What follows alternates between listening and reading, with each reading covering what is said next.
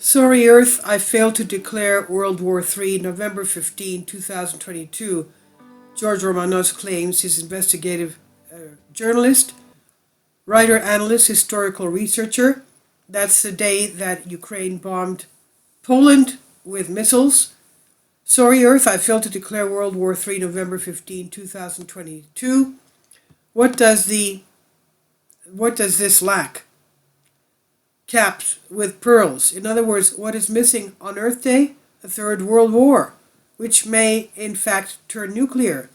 His detailed scripts are daily circulated in mass media worldwide with a unique lust for destruction. The recent event was the leak of an allegedly secret German report on preparations for war with Russia. They love war, they hate peace. This is unprecedented group schizophrenia in world history. We now live in an upside down world. The peak of this schizophrenic psychosis occurred on the evening of Tuesday, November 15, 2022, when Ukrainian President Zelensky and his associates tried to set the world on fire. They dropped two Ukrainian S-300 missiles in Poland to make it look like a Russian strike against a NATO country. And we have pictures of this. Now, they did it in a conscious, internationally criminal effort to get the alliance to intervene in favor of Poland under Article 5 and not Article 4, which some people invoke every day, and thus start World War III for the sake of Ukraine. High-ranking Western officials promoted the nightmarish plan and, as we'll see below, found no words to ask for a clear apology. Fortunately for the planet, they failed.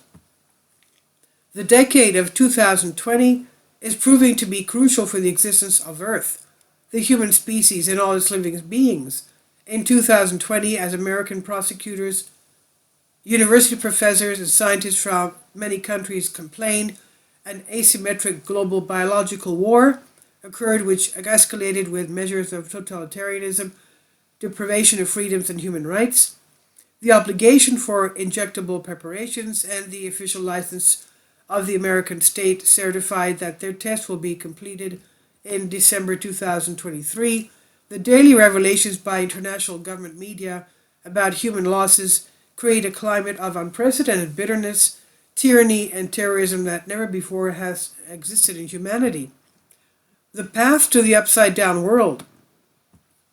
60 years ago, October 14 to 28, 1962, the 13-day global missile crisis took place.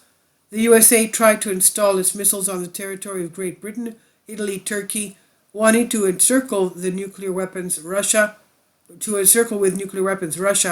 its ally only 17 years ago in World War II, against the Nazi fascist Axis of Germany, which contributed the greatest blood toll in the world, about 30 million dead soldiers and civilians. The Soviet Union then responded by deploying ballistic missiles in Cuba. The US backed down, withdrew its missiles from Italy and Turkey, and the Russians from Cuba respectively. The planet reawakened. The generation of May 1968 called for peace, no nuclear, and make love, not war. 2 years later, on March 5, 1970, the Nuclear Non-Proliferation Treaty entered into force. From 1991 to 97, the agreement START 1 and START 2 were launched as strategic arms reduction treaties. The latter was ratified by Russia in April 2000. The now dead START 3 followed. A very important agreement was the prohibition of nuclear weapons, TPNW, the first legally binding international agreement for a complete prohibition of nuclear weapons with the aim of their elimination, adopted at the UN July 7, 2017. START 3 was remembered by America on the 14th of November 2022, when CIA Chief William Burns and Sergei Naryshkin, head of Russia's Foreign Intelligence Service SVR, met for secret talks in Ankara, Turkey. Russia's response was immediate, as on the day it bombarded Ukraine with 90 long-range missiles, the most massive strike in 9 months of war. While propaganda raged in the West that for months Russian weapons have run out. In practice, none of these agreements were kept. Nuclear armaments peaked. New nuclear powers were created, such as India, Israel, Pakistan, North Korea, while the ambitions of Iran, Turkey, Japan, South Korea are known. Thus, the world of 1968 has turned upside down in 1922 in terms of the maximization of the nuclear threat, but also due to the limitation of individual freedoms and the shrinking of democracy. The explosion from within. The German magazine Spiegel, known for its extreme anti-Russian sentiments, on November 17, 2022, strongly reacted to the cult of World War III with a characteristic article by Sabine Renefants. Some in Germany understood the destruction to which Zelensky and his ilk want to drag the planet. I transfer parts of the article in free translation and my comments in parentheses, emphasis in black letters mine, reference Renefants writes. To the editor-in-chief, Johann Boy, of Germany's largest circulation paper, Bild, the first unconfirmed Ukrainian rumors were enough for him to publish a bellicose op-ed in which he claimed Putin is playing with World War. The Russian army bombed Poland, stating that he had information from an unnamed U.S. Secret Service official. And he continued with absolute certainty. Accidental or not, this is an armed attack on NATO territory. The editor-in-chief of Bild wrote as if he was on a CIA order service campaign to the east. Was he? Quickly, a bidding war emerged in Germany between German experts to see who would be the fastest to take position in the Ukrainian government. Meanwhile, NATO Secretary General Jens Stoltenberg made it clear that the incident was most likely caused by a Ukrainian anti-missile system. There is no evidence that the Russians are preparing an attack on NATO territory. Many media, but also political and research experts, had decided just as quickly to be the boss of Bild. The chair of the Defense Committee, SD of Germany, Mary Agnes Strack-Zimmermann, FDP, tweeted on Tuesday night, "Not only did the Russian missiles apparently hit Poland, and therefore NATO territory, but they also caused deaths. This is the Russia with which some here blatantly and absurdly still want to negotiate. The Kremlin and its food must be explained." He later deleted the tweet. I honestly don't know how many exclamation marks to put in the tweet of this scion of the most extreme German militarism, who is so furiously promoting world destruction.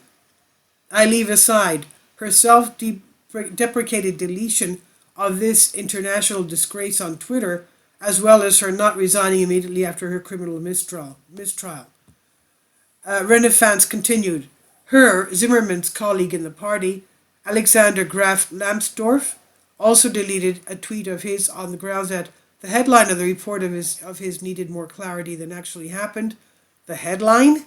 One would expect more media skills even from a high school student. Lambsdorff followed up with an apology of the type, "Sorry, I declared World War III." It's clarified by Lambsdorff is in Germany the party's head of foreign policy and a perennial advocate of the nuclear debate in his country. That is what the US wants. If such politically uncharacteristic people are making decisions that affect the fate of the entire West, I would say of the entire world, after all, and even from the positions of the chairman of the Defense Committee and the head of foreign policy, Germany, then we have to expect everything, even a nuclear world war. Renefants reports that Zelensky had already committed himself on Tuesday night and talked about a Russian attack on Poland.